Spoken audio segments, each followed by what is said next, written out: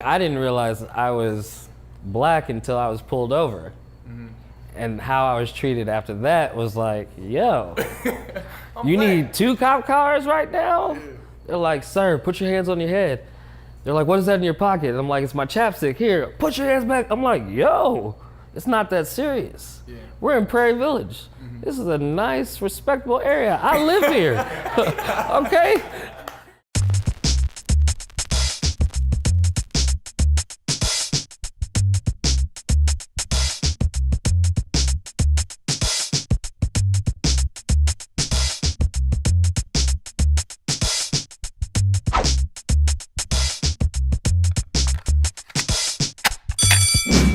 Having that in you. Do y'all think y'all are like born with that? You think you're born with that? Do you think y'all are like born with determination? Or it can be cultivated? It's a learned characteristic when you put in a tough circumstance and you know you gotta fight your way out, but it's just you by yourself. You gotta figure out how you're gonna push through. But I think, is it that in you though? Like, as... You gotta find it. I mean, I'm not gonna lie. I didn't have it, but comes a little bit from like knowing what you want and like how badly you want. Yep. So I did elementary school in KCK Public Schools. My mom taught there. She wanted me to know exactly where I came from. I am a definite product of my environment. So growing up there, learning how people utilize resources there, you basically dealt with nothing. It takes a lot of determination to want to get out get out the hood or get out from where I'm from. And I say determination because, to be honest, my father was a hard-working man. He might do 12, 13 hours a day, so he wasn't at home to discipline me. Son, make sure your homework done. Son, make sure you apply for these colleges. I had to do that by myself. Then being put in a school in Johnson County that had basically everything to see what an actual family was supposed to look like or what types of resources that they had. I think that there was a whirlwind of opportunity that was seen in both places now that I take a step back and look at that. Like you're not gonna be born with the same determination that you have once you've gone through things and seen that success. So like if you think about success, one of the things is once you get to a certain level, you know what it takes to get to that level. And a lot of people feed off of it and saying, I got there, I need to go even more. Before we start to kind of say, oh, this kid is troubled, he's at risk, let's see how we can create a solution to his issue.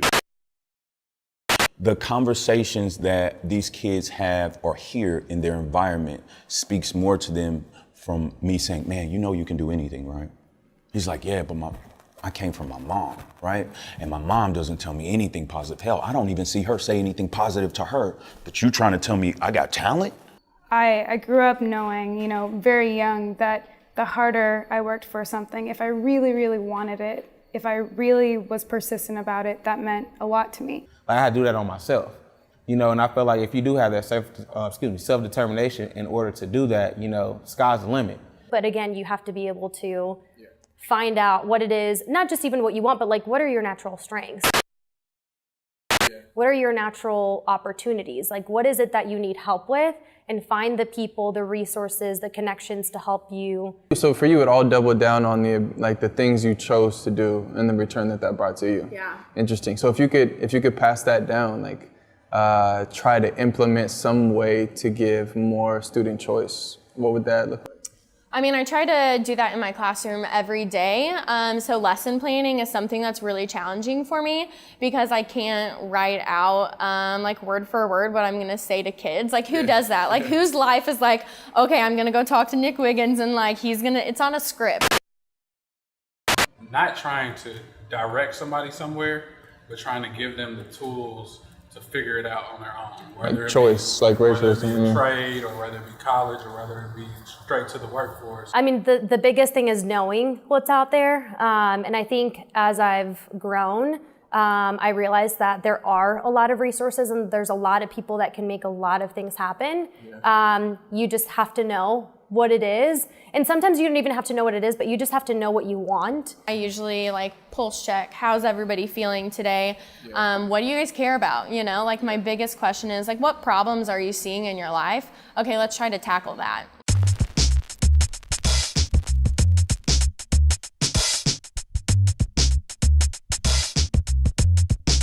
I graduated with 600 kids, 8% minorities. You were kind of in the shadows of like just being another brown person that was just kind of there, you know? Like I didn't have any mentors that were my color. We would be learning about slavery. And a teacher once asked, do you have any other stories you want to tell us about? You personally? Yes. Oh, wow. And I looked and I'm like, yo, I'm learning this like everybody else. Like, why are you picking out me? But like, I've learned later that people just don't know better. Trying to figure out who you are, who are we, what do we stand for, what do we care about, and how do we develop our own skills, because that naturally will help us guide to wherever we go from there, yeah. What do you feel like was the biggest difference for you in terms of students that went to your school and that went to other schools? I'll say the biggest difference for me is the fact that we were able to actually go to school and learn. Going to a lot of inner city schools, it was a difficulty of learning because of so much gang violence. I went from the guy that was doing his work, making sure his work was done before class, to I'm not doing anything.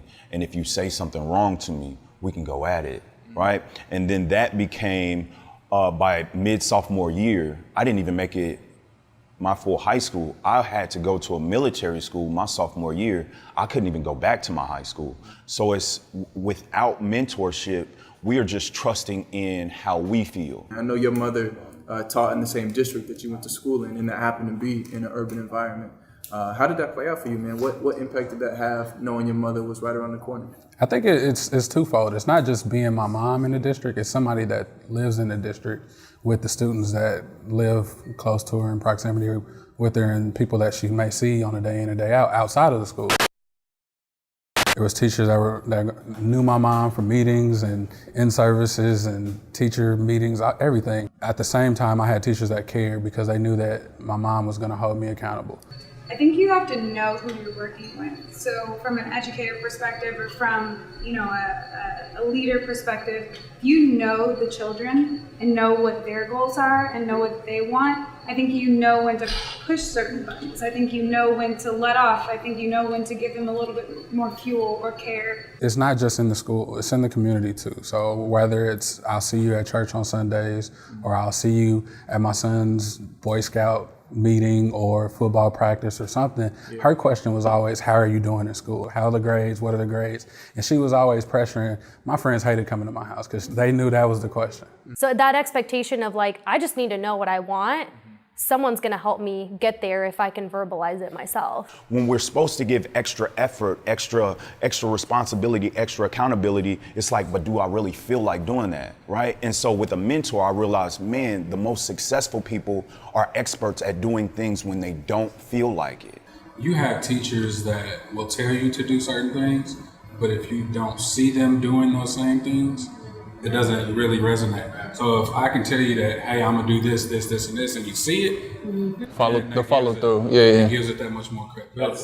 And for them to see the slow and continuous progress, then that created empathy, right? To where I can see myself within you, Mr. Ryan.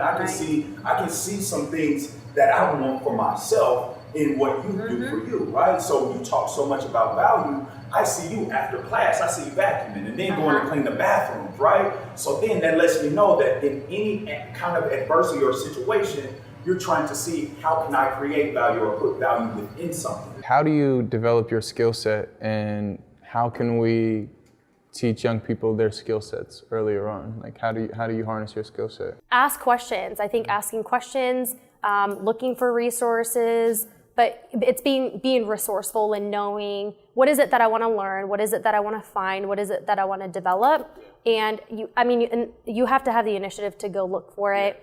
From my experience, because a lot of times I deal with a lot of kids in where I grew up, we don't do things if we don't feel like it, right?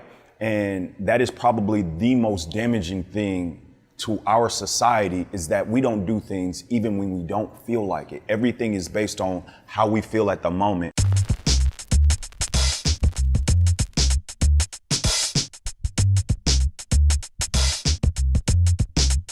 I know every time I'm out with my mom, she runs into a student that she may have had in the 80s or the 90s, and you're like, how do you remember them? She may not remember your name, but she remembers your face and if you were a good student or not. So it's not just you remember your teachers, it's your teachers remember you because they're investing a lot of their time. I've been a first grade teacher of 22 6-year-olds who have to read at this level by May 10th or they cannot progress. And that is a scary, terrifying feeling, especially when kiddos are coming into kindergarten already years behind. Let's say we was at a field trip, all city field trip, and you might see somebody from the other side. It could be a problem at the field trip, and now field trip turns into a riot, a chaos. One school versus a whole nother school where you got about 5, 6 other schools just viewing on, like, hey, what's going on? Central Northeast fighting because they hoods are not, getting along with each other.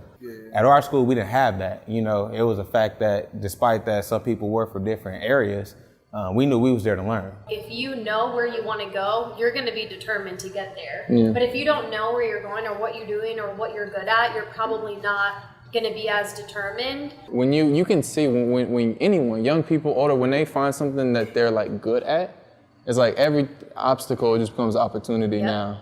For me, I like the fact that I saw both sides of it. For the opportunity that I saw when I was in the inner city versus the opportunity that I saw in the suburbs, I feel like there's opportunity in both places. Yeah. But I think that you have to be able to see something different. I saw families with nothing or teachers who potentially didn't believe in anything outside of this because that's all they'd ever seen. The biggest impact I had wasn't on like trying to change the system, it was just showing up and representing who I was. Kids in tough environments, you can give them every resource in the world, but if they see someone from where they're from doing something at a higher level, that's better than anything they could be given. To me, I set a goal. The goal was to be the first person from our hood to make it to a D1 school. And I achieved that, you know what I'm saying? I have degrees to show that I've done it. Right, multiple degrees. So yeah, multiple degrees. Yeah. So when I go back and show them that, it's like, oh my God, man, like this dude really did it. I also got to see people who were investing lots and lots of money. I got to see that there were different jobs available. And I think that if children were able to see that there is a different perspective, whether it's children from Johnson County going to the inner city and seeing that maybe there aren't as many resources, maybe those children would want to value that a little bit more. Now my goal is to go back and teach kids that's younger than me, this can be done. Yeah. Like you don't gotta gang bang, you don't gotta be a big drug dealer or nothing like that to be somebody in life. You recognize that this is my way to try to... Yeah, I recognize my value early, and they recognized my value as well. So it's like I had protection around the area that I was at, knowing that I could go to school. You know how we move as a unit, we moved with hustling. Like, we hustlers till we die, but I'd rather be educators till we die, you know what I'm saying? Reach one, teach one. Yeah. You don't necessarily gotta be hard or you don't necessarily gotta be this Kansas City popular person to be something in life, you know what I'm saying? You can do your own thing, be your own man, still be successful to a lot of people, but doing it your own way.